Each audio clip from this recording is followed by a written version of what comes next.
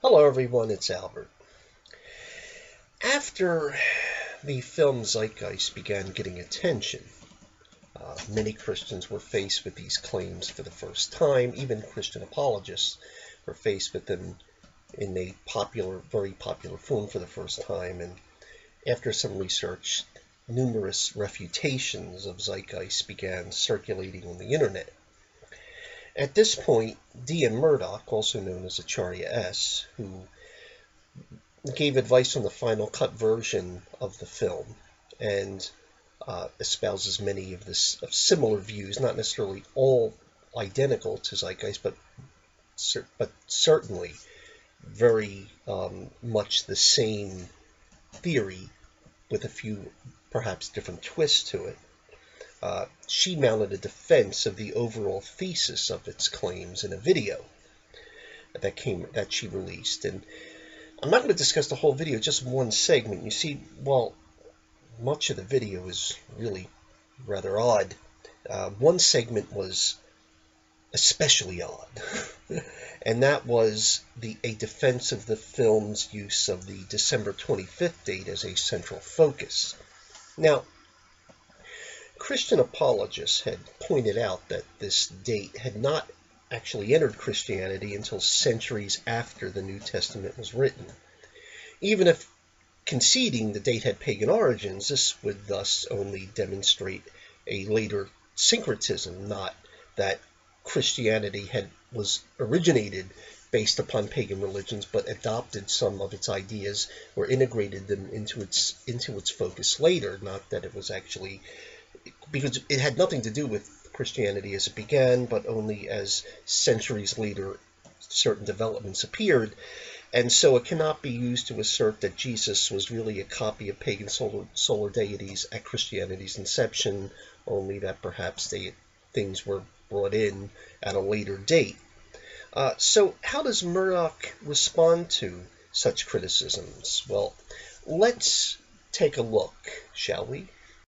One straw man argument raised by debunkers concerns the December 25th birth date of various gods, which apologists dismiss by claiming Jesus wasn't really born at that time. However, since the 4th century, when this winter solstice celebration was designated as Christ's birthday, hundreds of millions of people have been taught that December 25th is the date of Christ's birth, and hundreds of millions continue to celebrate that date every year. Indeed, Christian preachers today still insist that Jesus Christ is the, quote, reason for the season, unquote.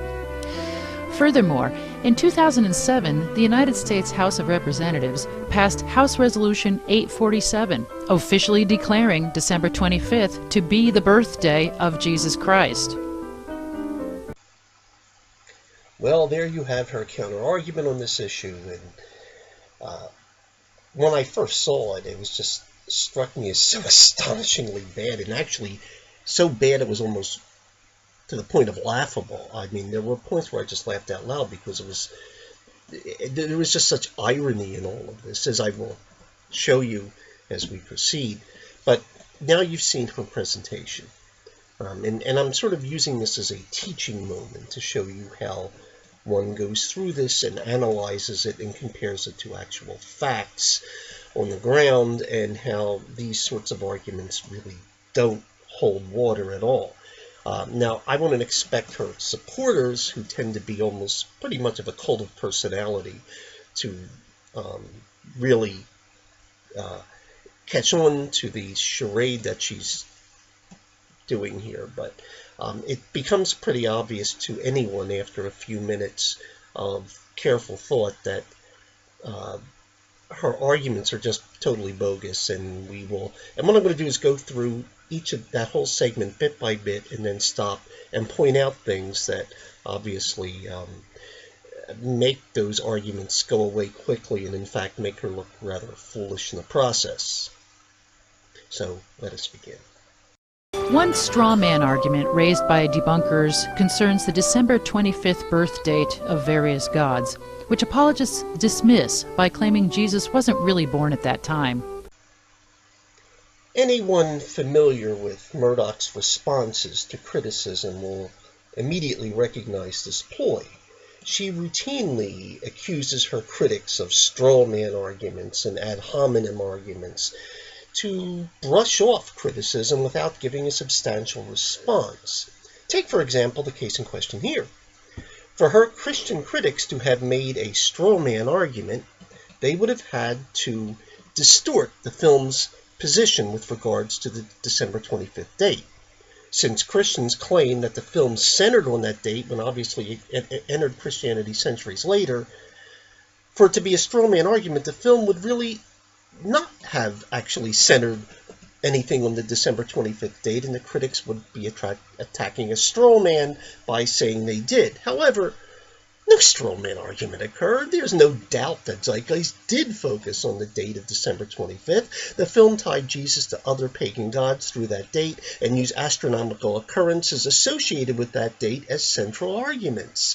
Furthermore, without that date at the origins of Christianity, the film's cause falls flat on its face. The only possible way to defend the film's use of the date would be to link the date to Christianity's origins, something for which there is absolutely no evidence. Murdock's charge that Christians used a straw man argument is every bit as fraudulent as Zeitgeist's original use of the December 25th date as evidence for its claims concerning Christianity's origins. Now, having begun her defense of the film's distortions by creating one of her own, Murdock then continues. However, since the 4th century, when this winter solstice celebration was designated as Christ's birthday, hundreds of millions of people have been taught that December 25th is the date of Christ's birth, and hundreds of millions continue to celebrate that date every year. Indeed, Christian preachers today still insist that Jesus Christ is the, quote, reason for the season, unquote.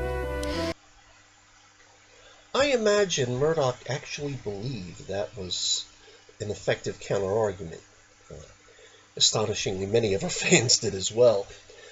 Now, in that statement that she made just then, Murdock began by admitting that the December 25th date did enter Christianity centuries later. She said it was designated in the 4th century, to be exact.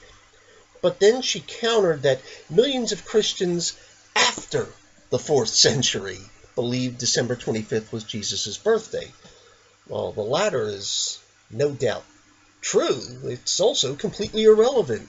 All that her point proves is that the date was widely accepted after the church instituted the feast in the 4th century. It does nothing to prove that anyone associated the December 25th date with Jesus' birthday at Christianity's origins, which is actually the point she's supposed to be trying to prove. Now, as completely misguided as her response has been up to this point, it takes a decided turn for the bizarre with the next part of her response. Furthermore, in 2007, the United States House of Representatives passed House Resolution 847, officially declaring December 25th to be the birthday of Jesus Christ. There you go. Anyone who takes D.M. Murdock / Achaya S seriously should be forced to watch that. That video is, I think it's 4 years old, 5 years old or something. I've seen it plenty of times, but every time I look at that little segment there, I just laugh out loud. I mean, you can't help it. It's so ridiculous. You just can't help laughing. And there's so much going on that's absurd that you really don't know where to start, but I'm going to try to wade through it for you so you can enjoy the humor next time you see it. Now, Murdock begins by claiming the United States House of Representatives officially declared December 25th to be the birth date of Jesus Christ. But did it? I mean, did they actually do that? And if they did, does it matter? Does it add anything of historical consequence? Does it make something true because they did it? Now, I'm going to tackle that second question about does it matter. I'm going to handle that one first.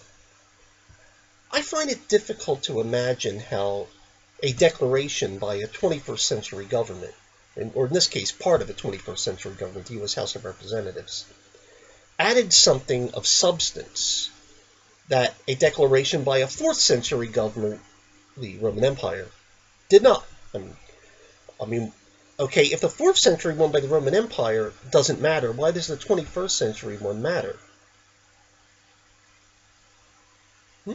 I mean, why? Does it matter? I mean, do they know better? Does the opinion of then House Speaker Nancy Pelosi carry more historical weight than that of the Roman Emperor Constantine? I don't know. Both, by the way, were political decisions. Both of these declarations were political decisions. Now, the one by the Roman Empire was actually one of some substance because it was linking a new favored religion with the Roman state. The one by the U.S. House of Representatives was completely inconsequential. It was basically just politicians currying favor with a voting bloc. But on top of all that, there's just a delicious irony, and you have to love this, that a supporter of a conspiracy theorist film is telling us to believe something because a branch of the United States government said so. Does anyone else find humor with that? I mean, honestly, is that the most... Think of what Zeitgeist was about overall. And then here she is, well, you got to believe this because the U.S. government said so. Yeah? Okay. Now, given that we shouldn't read much into this resolution to begin with, as I've just pointed out, the answer to the first question is, did they actually do that? Did they actually declare Jesus' birthday to be December 25th? Only adds to the spectacle of incompetence. Because, you see, when you read the resolution, nowhere in that resolution does it ever state that December 25th is the birthday of Jesus. It's a fairly innocuous document that acknowledges the Christmas holiday. It's basically like, yeah, we love you guys, please vote for us, that sort of thing. And it acknowledges Christianity's importance in America's history. The only mention of December 25th is the following, and I'll read this to you. Whereas, on December 25th of each calendar year, American Christians observe Christmas, the holiday celebrating the birth of their Savior, Jesus Christ. This does not declare, as Murdock claimed, December 25th to be the birthday of Jesus Christ. It declares that American Christians observe the date of December 25th to celebrate the birth of Jesus Christ. That's it. It says this is when American Christians celebrate the birth of Jesus Christ. It has nothing to do with the historical reality. So, as if this were not humorous enough, Murdock only adds to the guffaws by showing the relevant sentence of the document on screen. You go back and look at that little section there. She shows that what I just read on screen as she makes her bogus assertion. Thus, the visual images of her own video production disprove her claims in real time. Hello? Thus, once more, D.M. Murdock has given witness to her own inability to properly understand the context of the statement she's reading. And motivated by her own animus towards Christianity, she's blinded to even the most obvious of facts when it contradicts her conspiratorial worldview. And on that note, in all things may to God be all the glory. And until next time, God bless.